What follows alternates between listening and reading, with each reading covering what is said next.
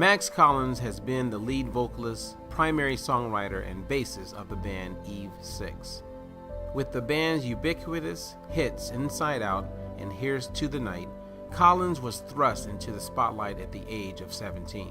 With his early success, Collins branched out over the years to write songs for other artists and started his solo career in 2012.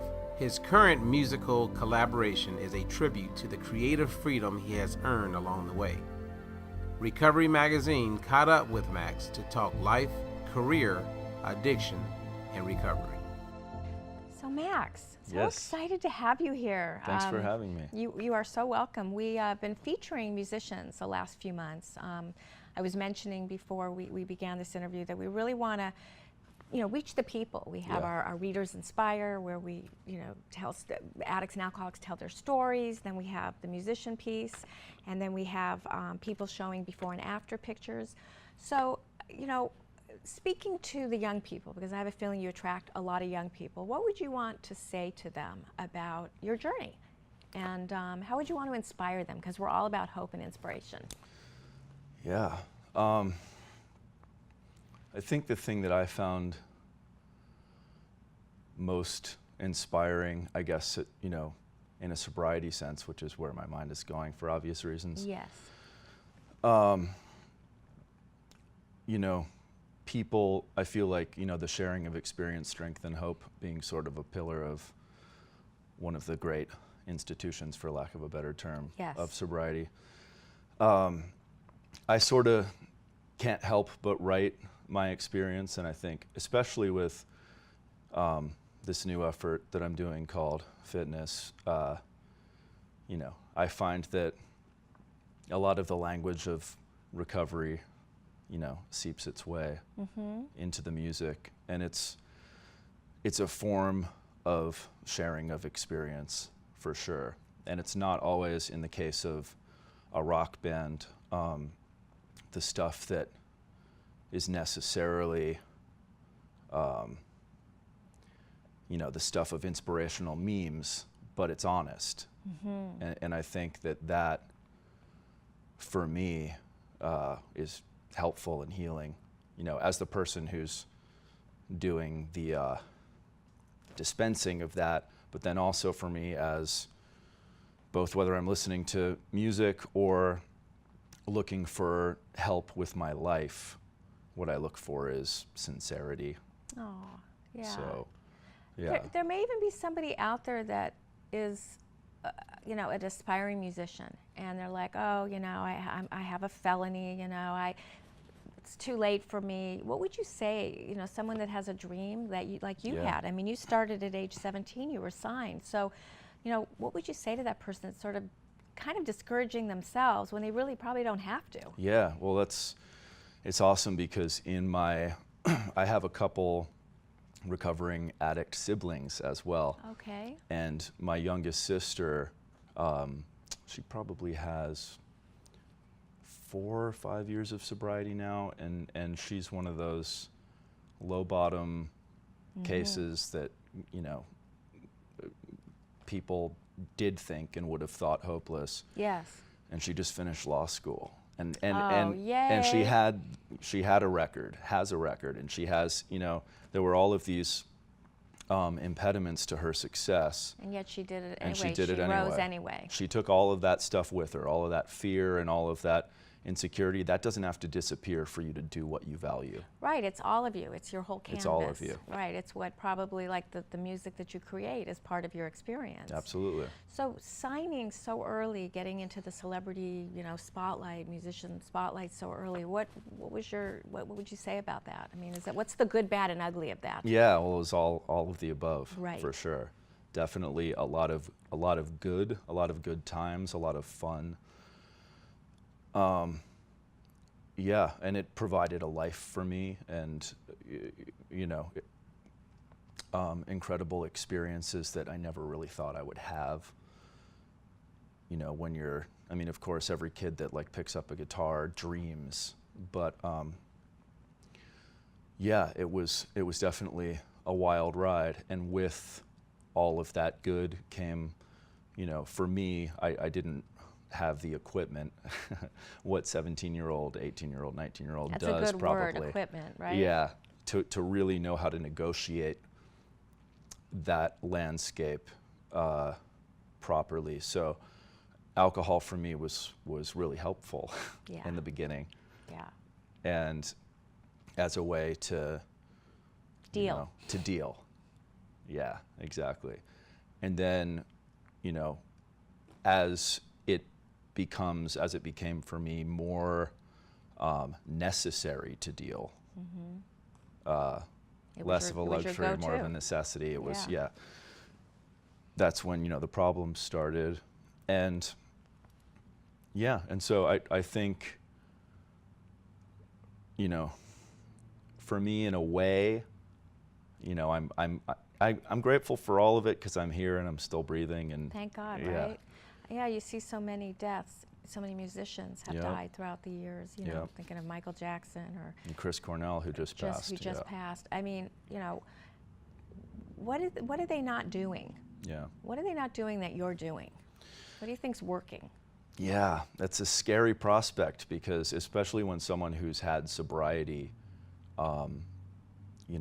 kills themselves, I still get that feeling of it, self-centered fear, like God, at least from where I'm sitting, it seemed like they were doing the right things. I don't know. For me, I have sober friendships I have friendships that I'm just completely transparent in. And I did, in the first few, I have 11 years of sobriety. In the first 6 or 7, I was, meeting every day or almost every day. Right.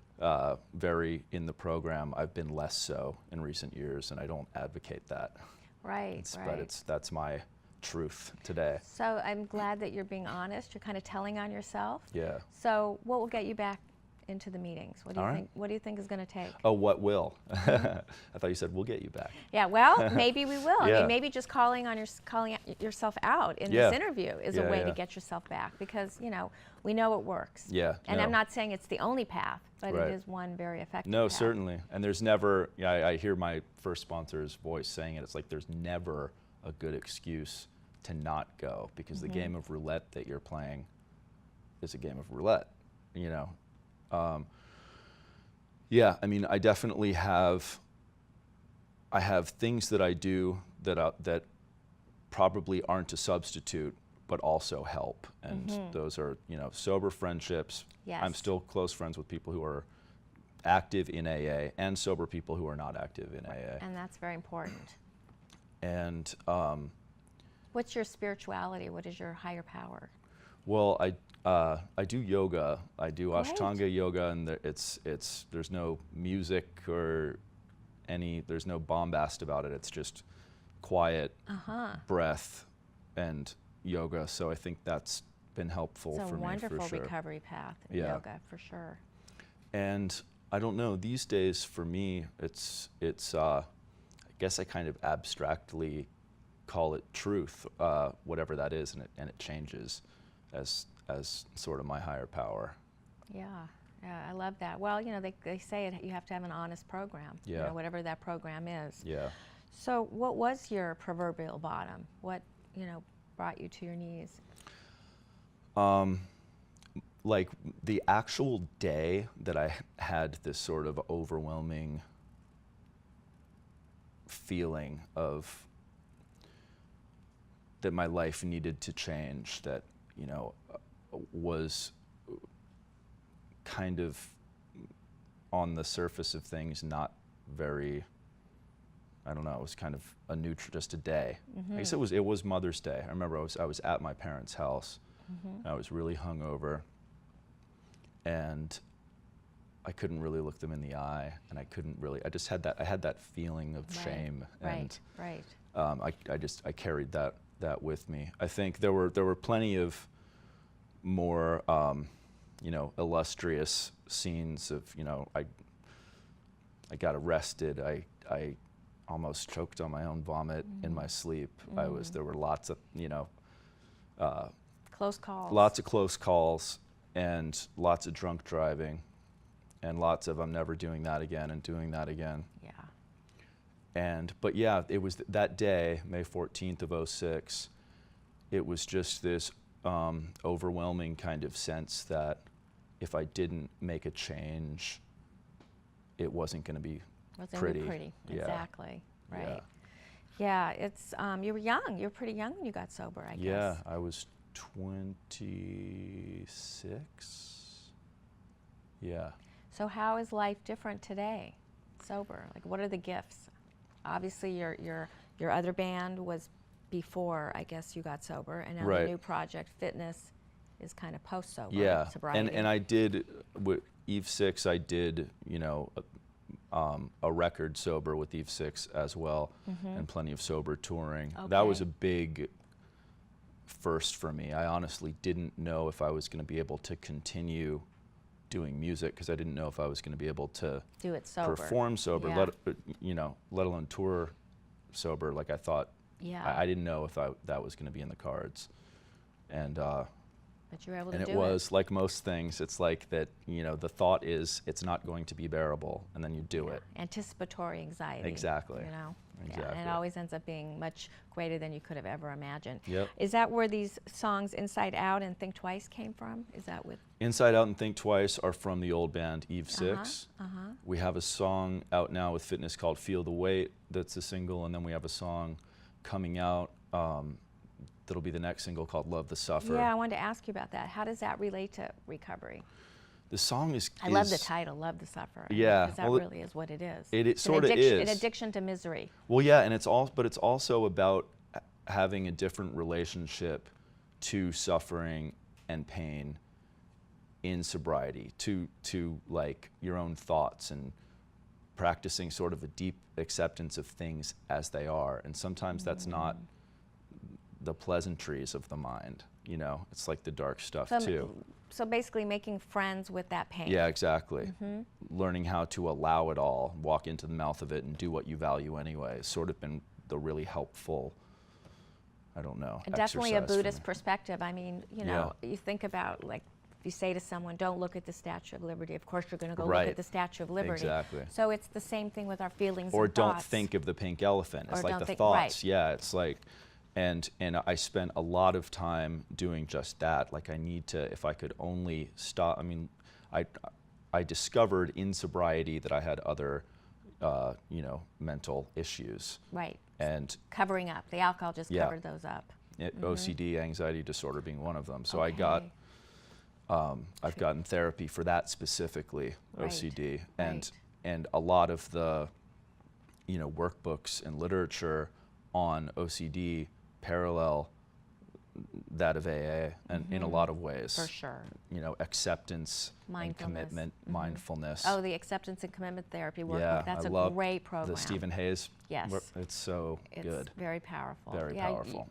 There's actually another program out there called Against the Stream. You ever heard of them? No. It's kind of a Buddhist program. It's not 12-step per se, but it's Cool. another path of recovery. Oh, that's awesome. I should look into that. Yeah, I'll give you the name when we're Cool. done. But there's just so many paths, and it sounds like what you're doing is working for you. Yeah. But I think today. you're also today. But you're also calling yourself out, which I think is just a reminder. Oh, hello, there it is again. Yeah. I'm not going to meetings. Maybe that's something I need to be curious about. Yeah.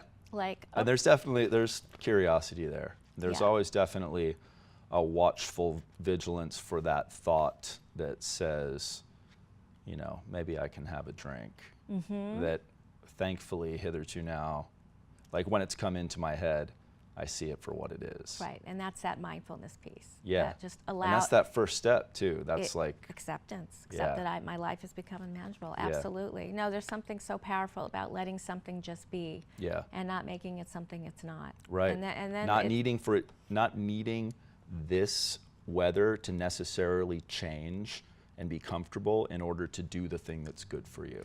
So let me ask you this. Sometimes in the program, like they'll have different acronyms and so forth, and then one of the things that, you'll see a little board that'll say stinking thinking. Yeah. And so what is your thinking about that? Like, is that a positive to see that, like, oh, stinking thinking, or is it, well, that's just going to cause it to be more of. So it can be so confusing, that stuff, but I do feel like there's truth in all of it, and I've found the cliches of AA that probably to people who haven't had experience with it would roll their eyes, but they're so profound. Right. And even a kind of... They have a little Buddhism in them. They do. Really, like one day at a time. That's very Buddhist. Yeah, even much. stinking thinking. I mean, it's silly, Right. but it's like, and yeah, you could frame it in a negative way. You could also have a different perspective. Have a different perspective on it and say, well, maybe the thoughts we're talking about here are the thoughts that are telling me that I'm not worth it. That's, you know, so. I agree. It's your perception on those things. You can look at it what negatively. you kind of bring to it. Exactly. Like even saying, hi, my name is, I'm a grateful alcoholic or whatever. Yeah. I mean, maybe that's what someone needs to say to remind them of where they've been and where they're going. Completely. You know, so who is another person to judge? Well, that sounds, Absolutely. you know. So what advice would you give a young person that's been where you have been and where you're going?